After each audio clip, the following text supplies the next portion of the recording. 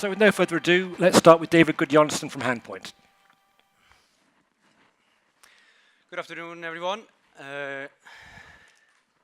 It's great to be back here at MPE, which remains my favorite payment show internationally, and great to see that MPE is also evolving like the whole payment industry with 25% now of delegates as merchants. I want to talk to you today about next generation point of sale, or NextGenPOS, and how I witnessed that internationally. I'm proud to say that sort of a few years ago, I was at this stage, or next door, talking about an evolution in payments, mobile point of sale leading to NextGenPOS. And I'm proud to be kicking off the NextGenPOS track now at MPE. I believe I'm guilty for coming up with the word NextGenPOS, but that might mean different things to different people.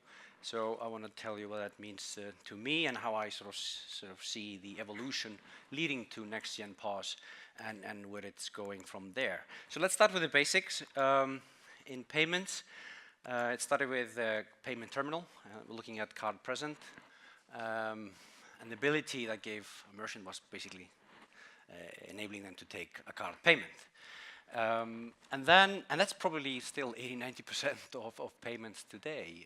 Less than 10% is e-commerce, and we have standalone payment terminals everywhere, and then some integrated, which is what happened next. You have a payment terminal, you add a software terminal onto that with APIs, and that enabled enterprise customers mostly to connect it to their systems, benefit from integrated payments, as well as the business intelligence tied to that, loyalty, etc.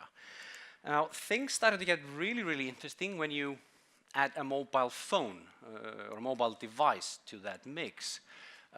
For the enterprise, that means mobile integrated payments. What we call now probably extended aisle, etc., or AKA the Apple Store experience. It's probably 10 years ago since Apple started using it. And not many merchants followed suit at that time.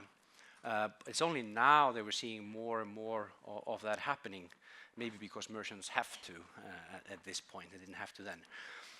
But more interesting is probably the MPOS space, where you, with a mobile device, turning a mobile device into a payment terminal, and the innovation credit needs to go to Square for that.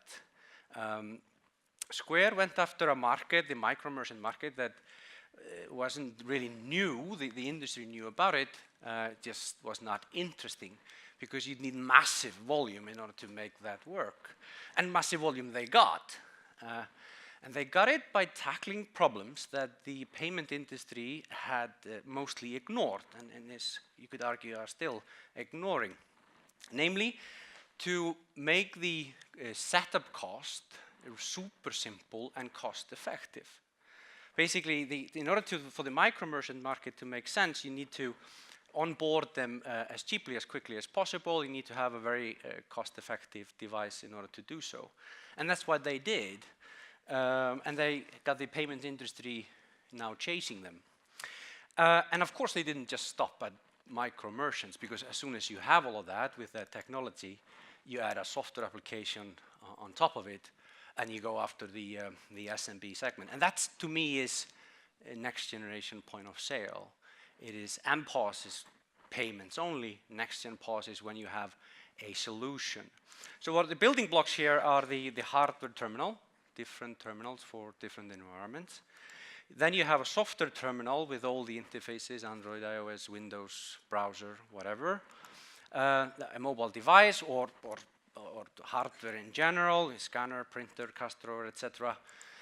And then a software application for some specific vertical. And there are tons of verticals, not just about retail and hospitality. So traditionally, this is the acquire comfort zone. Just, we want to sell a lot of standalone terminals, and maybe some APIs, where you could sort of, Mr. Merchant, you can just figure it out. And if you need some extra devices, why don't you call some hardware vendor or a software vendor, and then you you make it work. But that's changing, and as consumers, we expect solutions today. Most of the stuff we buy solutions. You book a flight ticket, and you're sold hotels and airport parking.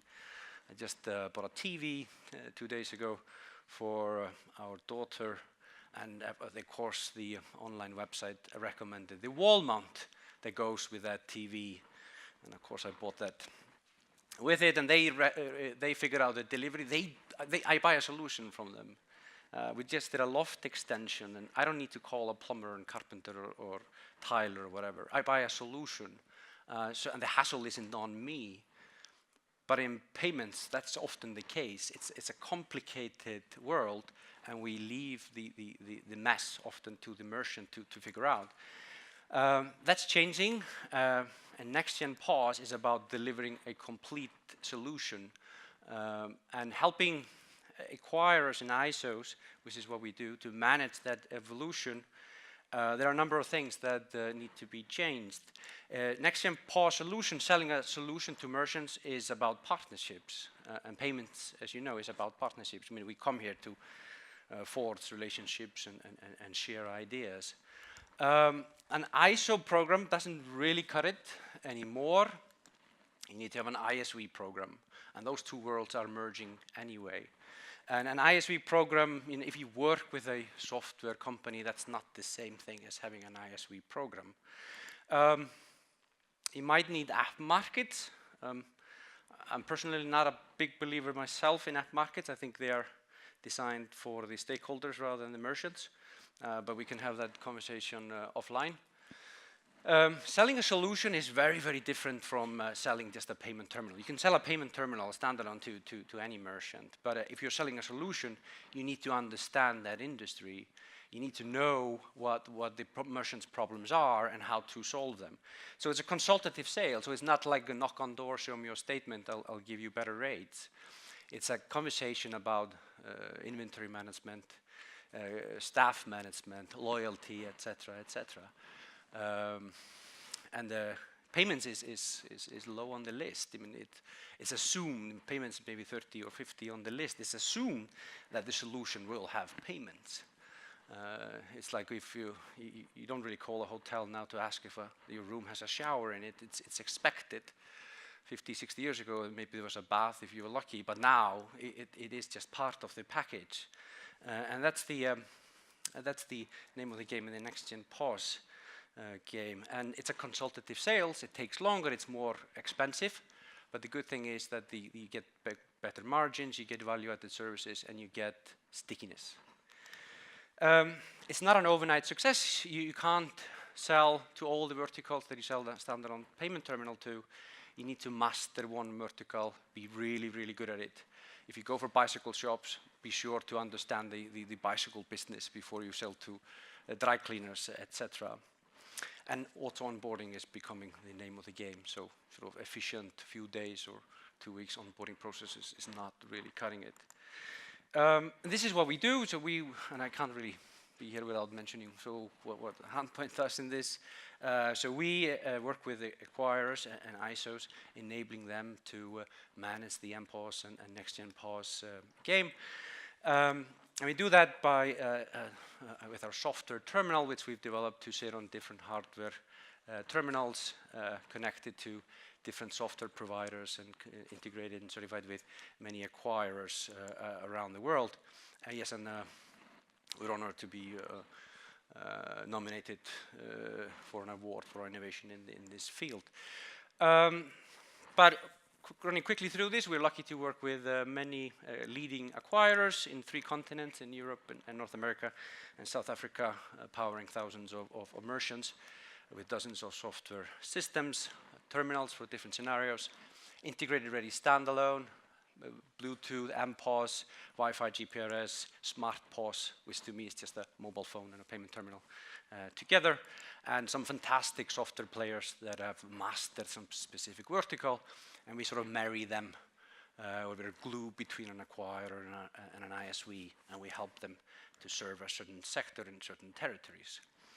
So I wanted to give you some examples of how we see NextGenPOS every day. I chose this one for you, Jeff. From the UK, where you moor your boat or your yacht, of course, around the country. There's a specialized solution, or two solutions actually, two channels, two software solutions with Evo Payments and Borgun, servicing that industry. In South Africa, we have a partner called SureSwipe, which goes from standalone terminals to NextGenPOS. And I picked a couple of examples here, which I find interesting, because it's merchants that never had a standalone terminal, and they use NextGenPOS for both on location or on the move. So here's a fast food restaurant, and then a dry cleaner that does the same thing. PaySafe, we're big fans of American sports. We do American basketball, American football, ice hockey. I believe these pictures are the Las Vegas Knights, baseball, NASCAR, and yes, we're also nominated with PaySafe for the Best Payments Partnership.